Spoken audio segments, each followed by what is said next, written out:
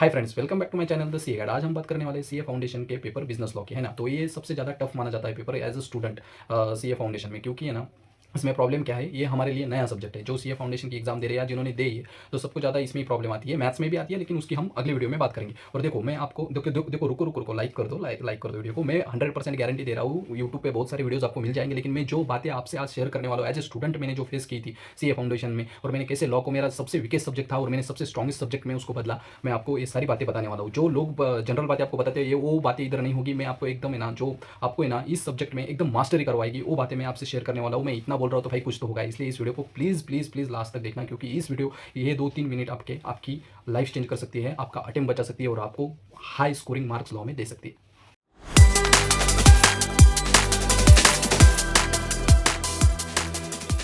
चलो तो बात करते हैं सीए फाउंडेशन लॉ, जो कि सबसे ज़्यादा टफ लगता है बच्चों को। क्यों टफ लगता है? क्योंकि उसकी लैंग्वेज नहीं है, उसको हम अच्छे से लिख नहीं पाते, केस स्टडी क्वेश्चन आते हैं उसको हैंडल नहीं कर पाते अच्छे से, उसको लिखना नहीं आता है। सर, हम पढ़ते तो बहुत है लेकिन लिखना नहीं आता है। देखो, मैं बोल रहा हूँ, आपको बहुत सारे लोगों ने बताया होगा, बहुत सारे जो आपके सीनियर है उन्होंने भी बताया होगा, और जो टीचर्स है यूट्यूब पे आपको बहुत सारी वीडियोस मिल जाएगी कि ऐसे करो, वैसे करो, ये करो, वो करो। वो सब अवॉइड करो, मैं जो बता रहा हूँ वो करो बस। मैं 100% गारंटी देता हूँ, मैं जो बात बता रहा हूँ उससे आपका ये प्रॉब्लम सॉल्व हो जाएगा। और मैंने भी यही किया था। मेरे को ना, मैं मेरी स्टोरी बताता हूँ, ज़्यादा वीडियो लंबा नहीं होगा, थोड़े से पेशेंस रखो प्लीज़, रुको रुको रुको। अगर रुके तो भाई लाइक भी कर दो, और इस चैनल को सब्सक्राइब करोगे तो आपको दूसरे पेपर्स में भी मैं आपकी मदद करूँगा, और आपके सीए फाउंडेशन की जर्नी को क्लियर करने में मैं आपको बहुत ज़्यादा मदद करूँगा, क्योंकि मुझे पता है, मैंने क्लियर किया है, तो मुझे पता है एज ए स्टूडेंट क्या परेशानी होती है। मैं एज ए स्टूडेंट आपसे बात करूँगा। चलो, ये बातें हो गई, सॉरी आपका थोड़ा सा टाइम में ज़्यादा ले रहा हूँ। देखो, वीडियो थोड़ा सा लंबा हो सकता है, लेकिन आपके लिए बहुत ही ज़्यादा इंपैक्टफुल है। तो चलो मैं बात करता हूँ, मैं थोड़ी सी जर्नी में अपनी बताता हूँ मैंने कैसे किया था। देखो, मैंने सीए फाउंडेशन को रजिस्टर किया था, मैं एज साइंस स्टूडेंट था, तो मुझे थोड़ा सा अकाउंटिंग में भी प्रॉब्लम आ रहा था और उसके साथ साथ लॉ में भी आ रहा था। तो लॉ को तो मैंने अकाउंट्स के तो मैंने थोड़ा सा हैंडल कर लिया, लेकिन मेरे को लॉ जम रहा ही नहीं था भाई। मेरे को ऐसा लग रहा था कि मैं लॉ में फेल ही हो जाऊंगा, लेकिन मेरे फिर भी लॉ में 54 मार्क्स आए, ज़्यादा नहीं लेकिन 54 आए। वो कैसे आए? क्योंकि मुझे लग रहा था मैं फेल हो जाऊंगा, फिर भी मेरे 54 आए। वो कैसे आए मैं बताता हूँ, एक मिनट आप मुझे दे दो, फिर उसके बाद आपको क्या करना है मैं आपको बता दूंगा। तो मैंने क्या किया था भाई, मैं जब पढ़ रहा था, मैंने क्लासेस भी ली थी, तो मैंने ना फिर मैं लिखने का ट्राई कर रहा था, लेकिन मेरे को लिखना नहीं हो रहा था। फिर मैंने सोचा कि भाई मैं क्या गलती कर रहा हूँ, मेरे को क्यों नहीं आ रहा है। तो मैं बोलता हूँ, मैं आपको बताता हूँ कि मैंने क्या किया। जो कंसिडरेशन का प्रोविजन था, जो इंपॉर्टेंट प्रोविजन थे, वो सारे प्रोविजन 4-4 बार लिखे। भाई ये क्या बात कर रहे हो आप, कैसे पॉसिबल है?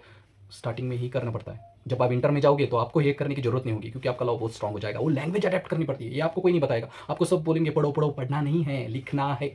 लिखना है मेरे भाई, लिखना है। 4 बार वो प्रोविजन लिखो, और बाकी उसके साथ जो सपोर्ट लाइन होती है उसका एक्सप्लेनेशन, उसको जस्ट पढ़ लो और खुद को समझाओ खुद की लैंग्वेज में। लेकिन वो जो प्रोविजन रहता है उसके ही मार्क्स रहते हैं, केस स्टडी में उसके ही मार्क्स रहते हैं। जब आप केस स्टडी का स्टार्टिंग प्रोविजन से करते हो, तो आपको 4 में से या 5 में से आउट, मतलब 3 या 4 मार्क्स इजीली मिल जाते हैं। अगर 5 मार्क का क्वेश्चन हो तो 4 मिल जाते हैं, और 4 का होगा तो 3 मिल जाते हैं, क्योंकि आपने प्रोविजन लिखा है। रुको रुको, सबसे मेन इंपॉर्टेंट टिप तो अभी है, अभी तो मैं बताने वाला हूँ कि आपको कैसे एक्स्ट्रा मार्क्स लेने हैं सीए फाउंडेशन के लॉ में। तो मैं आपको बता रहा हूँ, आपको सबसे ज़्यादा मतलब अलग दिखना है तो आपको एक चीज़ अपनानी पड़ेगी, और इस वीडियो को खत्म करेंगे हम। मैंने एक ही बात आपको बताई कि आपको लिख लिख के प्रैक्टिस करना है, और आप लिख लिख के प्रैक्टिस करो, और बाद में देखो आपको किसी का वीडियो देखने की जरूरत नहीं पड़ेगी, किसी का कुछ देखने की जरूरत नहीं पड़ेगी। आपको लैंग्वेज अडेप्ट हो जाएगी, और आप उसमें 100% बता रहा हूँ कि स्कोर कर लोगे। और दूसरा पॉइंट है कि प्रेजेंटेशन कैसा होना चाहिए। देखो, डायरेक्ट क्वेश्चन पूछा है तो डायरेक्ट पॉइंट्स लिख दो, लेकिन केस स्टडी बेस्ड क्वेश्चन आए तो सबसे बेस्ट स्टार्टिंग करनी है हमको प्रोविजन से। प्रोविजन जो लिख लिख के हमने 4-4 बार किया ना, तो हम हमारा वो रट्टा हो जाएगा। तो फिर वो प्रोविजन पहले लिखना है, आपको पता चल जाएगा किस तरीके से आया है। तो उसके लिए क्या करना पड़ेगा, आपको पहले प्रोविजन लिखना है, फिर उसके बाद ना वो प्रोविजन अप्लाई करना है। उसके थोड़े 2 शब्द उसके लेने हैं वो प्रोविजन के, और 2 शब्द इसके लिए, 2 वर्ड्स इसके लेने क्वेश्चन के, दोनों को मिक्स करके थोड़े से फैक्ट्स एंड एनालिसिस लिख देना है, और लास्ट में 1 या 2 लाइन में लिख देना है कि आपको क्या लगता है, कंक्लूजन।